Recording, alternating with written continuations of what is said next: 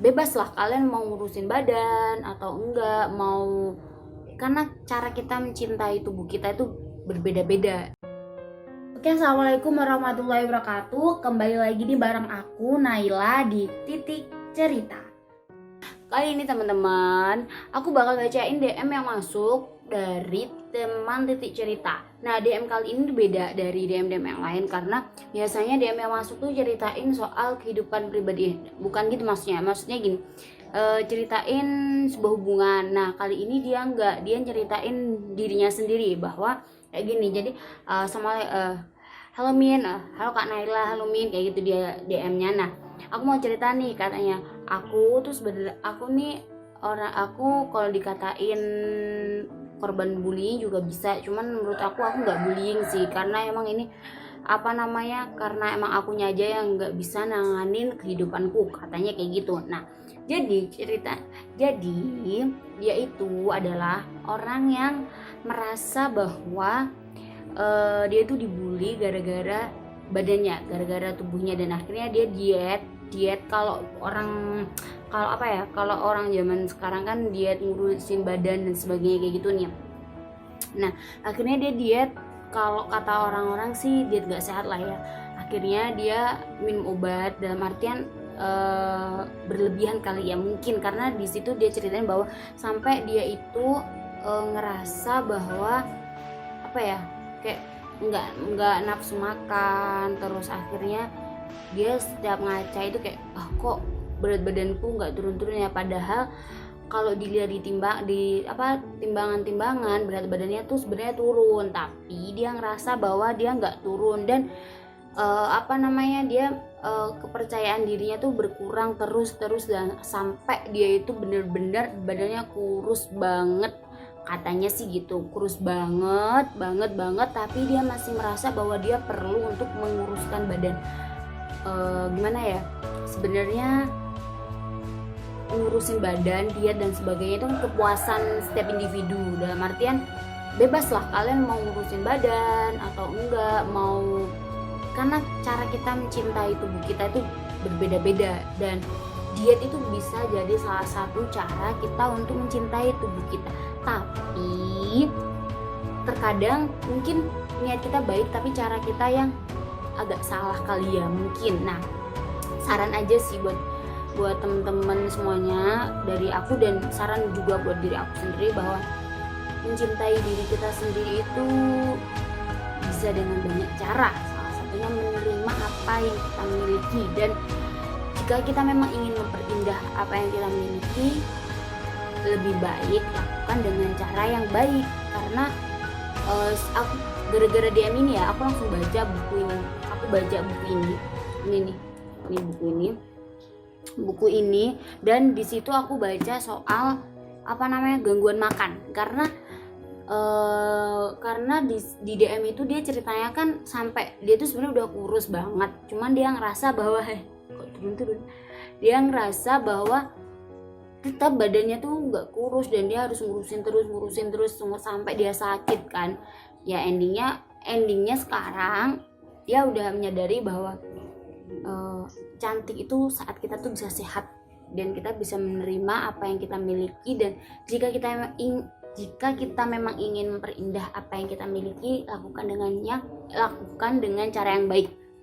Aku bacain ya ini gangguan makannya.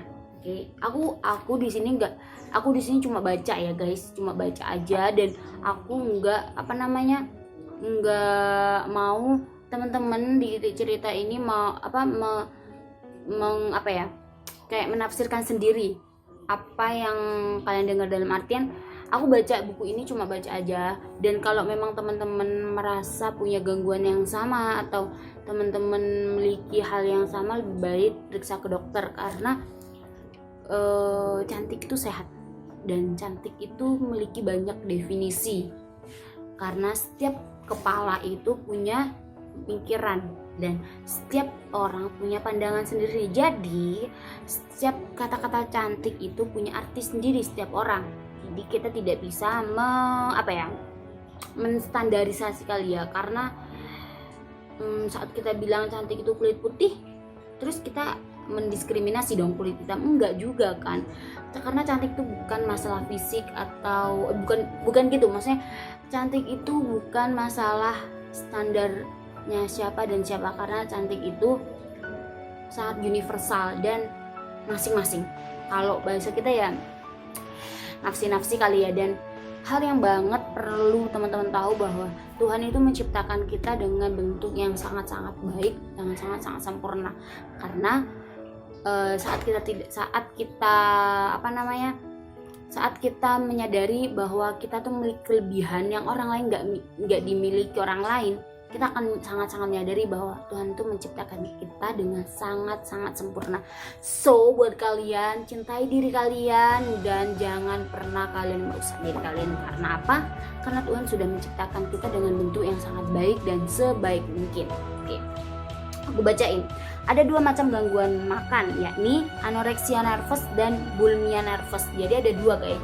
Nah, kalau temen titik cerita yang tadi mungkin anoreksia nervous, tapi kita nggak boleh ngejudge kayak gitu ya guys. Jadi biarkan kakak tadi periksa ke dokter dan di analisis sendiri, maksudnya biar di asesmen gitu kali ya. Oke. Kedua gangguan ini pertama-tama ditemukan pada anak-anak gadis, dan kedua gangguan tersebut cukup berat dan bisa menimbulkan kematian karena gangguan ini begitu meluas dan berat, maka perlu dibicarakan secara khusus. Oke guys, jedong banget ya nih jidan. Keringetan guys, panas banget. Nah, habis itu guys, baca gini. Simptom utama dalam gangguan ini di anoreksia nervous adalah menolak untuk mempertahankan berat badan sesuai dengan usia dan tinggi yang normal. Nah, mempertahankan berat badan 15% lebih rendah daripada yang diharapkan dapat didiagnosa sebagai anoreksia, tetapi banyak individu memperlihatkan kelebihan berat badan yang ekstrim sehingga bisa menimbulkan kematian. Nih, simptom-simptom lain ialah individu sangat takut berat badannya akan naik atau takut menjadi gemuk, serta takut bahwa gambaran tubuhnya akan rusak. Dengan demikian, individu terus-menerus berupaya untuk berat badannya dapat berkurang. Karena persepsi diri yang salah, maka individu mengalami gangguan anoreksia tidak melihat bahwa dirinya sangat kurus dan menderita suatu gambaran yang berat. Dengan demikian, ia tidak mencari bantuan. Simptom lain dari anoreksia pada wanita ialah berhentinya sekurang-kurangnya 3 kali siklus menstruasi, dan ini dikenali dengan sebutan amenorrhea. Menarik untuk diketahui bahwa amenorrhea terjadi sebelum hilangnya berat badan dan signifikansinya. Alasannya untuk itu kita belum tahu guys. Individu dengan gangguan anoreksia memiliki sejumlah simptom sekunder, yakni denyut jantung yang melemah, tekanan darah yang rendah, suhu badan yang rendah, dan masalah-masalah lainnya berhubungan dengan gangguan-gangguan metabolisme. Jadi buat teman-teman yang ngerasa bahwa kalau udah diet ekstrim, kalau udah ngerasa hal-hal yang seperti tadi, udah mulai aja yuk kita periksakan diri kita ke puskesmas atau ke dokter atau yang lainnya. Karena guys, bener ini pesen banget buat teman-teman, cintai diri kalian dengan sebaik mungkin, hargai diri kalian dengan sebaik mungkin, karena dan jaga lisan kalian. Aku pernah dengerin khutbah Jumat. Kalau buat kalian yang muslim pasti kalian ikutkan seminggu sekali Jumatan. Nah, itu ada salah satu hal, ada 4 hal yang dirindukan sama surga sama Tuhan gitu, lupa aku di khutbah Jumat. Salah satu adalah orang baca Al-Quran, puasa di bulan Ramadan. Ketiga itu lupa, puasa. Dan keempat adalah menjaga lisan. Jadi buat kalian please banget tolong jaga lisan kalian agar gak menyakiti teman kalian, karena kadang lidah kalian tuh lebih tajam daripada pisau, sampai hati yang nggak bisa dibelah sama pisau aja bisa dibelah sama lisan kalian.